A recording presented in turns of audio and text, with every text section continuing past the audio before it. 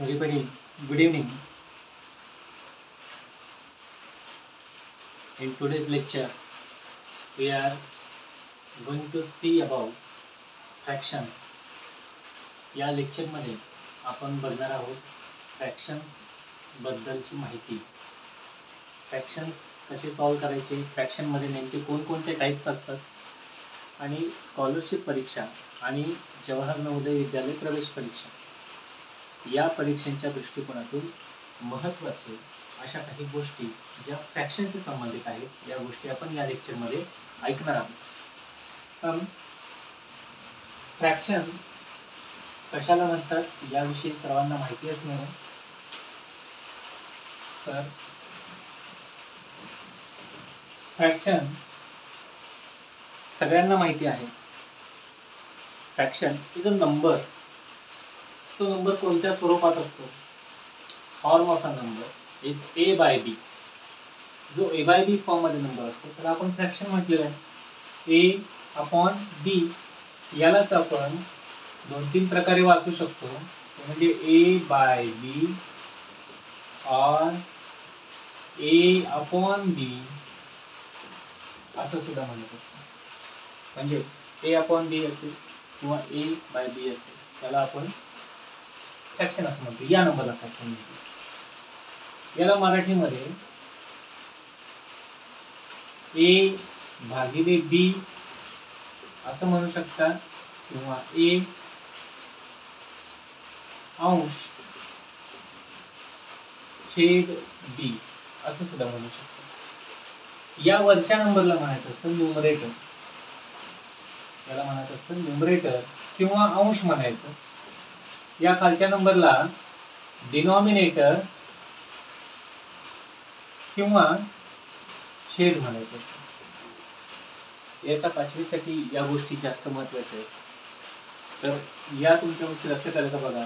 A by B form मधल्या नंबरला fraction म्हणतात. वरच्या संख्येला न्यूमरेटर किंवा अंश म्हणतात. खालच्या संख्येला डिनॉमिनेटर किंवा छेद म्हणतात. एवढं सिंपल. तर इथं 2 गोष्टी आपण आतापर्यंत बघितल्या. एक म्हणजे न्यूमरेटर काय असतो आणि डिनॉमिनेटर काय असतो, ज्याला आपण मराठीमध्ये अंश किंवा छेद असं म्हणतो. इथेपर्यंत सर्वांना क्लिअर झालं असेल. आता यामध्ये या नंबरला पूर्ण फ्रॅक्शन असं म्हणतात. म्हणजे दिस इज फ्रॅक्शन ए बाय बी. इथेपर्यंत लक्षात. आता याच्यानंतर दुसरा पार्ट आहे तो म्हणजे फ्रॅक्शनचे टाईप कुठले कुठले. What are the types of fractions. So there are 3 types of fractions. याचे टाइप्स ऑफ फ्रॅक्शन्स बघा कसे कसे आहेत. तर त्यातला पहिला टाइप आहे तो म्हणजे प्रॉपर फ्रॅक्शन. Proper fraction. मग प्रॉपर फ्रॅक्शन कोणाला म्हणायचं? Proper fraction is in which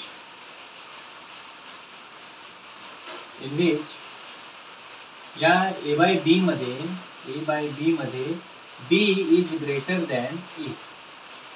म्हणजे डिनॉमिनेटर जर मोठा असेल तर त्याला तुम्ही प्रॉपर फ्रॅक्शन असं म्हणायचं. जर खालची संख्या म्हणजे ज्याला आपण छेद म्हणतो किंवा डिनॉमिनेटर म्हणतो, जर डिनॉमिनेटर मोठा असेल अंशापेक्षा म्हणजे बी इज ग्रेटर दॅन ए, इथं डिनॉमिनेटर हा न्यूमरेटर पेक्षा मोठा आहे म्हणून याला प्रॉपर फ्रॅक्शन म्हणायचं. Second, improper fraction. तो इम्प्रॉपर फ्रॅक्शन काय असतो? ज्याच्यामध्ये बी इज स्मॉलर दॅन ए, जिथं डिनॉमिनेटर हा न्यूमरेटर पेक्षा छोटा असतो त्याला इम्प्रॉपर फ्रॅक्शन म्हणतात. तिसरा टाइप असतो तो म्हणजे मिक्स फ्रॅक्शन. Mix fraction. या मिक्स फ्रॅक्शनला एक इंटिग्रल पार्ट असतो. इंटिग्रल पार्ट असतो म्हणजे समजा अशा पद्धतीने जे आपण फ्रॅक्शन लिहित असतो 3/1/2 हा आहे मिक्स फ्रॅक्शनचा. हा असतो फ्रॅक्शनल पार्ट. इकडचा जो आहे तो फ्रॅक्शनल पार्ट आहे. फ्रॅक्शनल पार्ट आणि हा असतो 3 म्हणजे हा इंटिग्रल पार्ट. Integral part.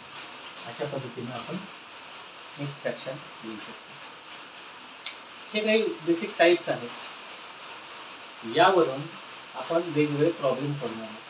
इथं एक लक्षात घेणं गरजेचं आहे की फ्रॅक्शन्स या चॅप्टरच्या मध्ये थेअरी जास्त महत्त्वाची नाही. थेअरी फक्त काही बेसिक थेअरी आपल्याला माहिती असेल तर प्रॉब्लेम सहज सोडवतो. काय होतं की हा थेअरी वाचण्यामध्ये तसा फारसा अर्थ राहत नाही, पण जे बेसिक गोष्टी आहेत त्या गोष्टी त्यात क्लिअर झाल्या पाहिजे. म्हणून एवढी थेअरी सफिशियंट आहे. आणि प्रॉब्लेम सोडवत असताना आता रूल्सनुसार प्रॉब्लेम सोडवत राहायचे आपल्याला. तर ते कसे हे आपण या पुढच्या लेक्चरमध्ये बघणार आहोत. सगळ्यांना हे 3 टाईप कळाले असतील, समजले असतील तर नक्की हे नोट्स काढून घ्या, मध्ये लिहून ठेवा. स्कॉलरशिपसाठी हा महत्त्वाचा चॅप्टर आहे आणि याच्यावरचे प्रॉब्लेम्स आपण येणाऱ्या व्हिडिओजमध्ये बघणार आहोत. थँक्यू.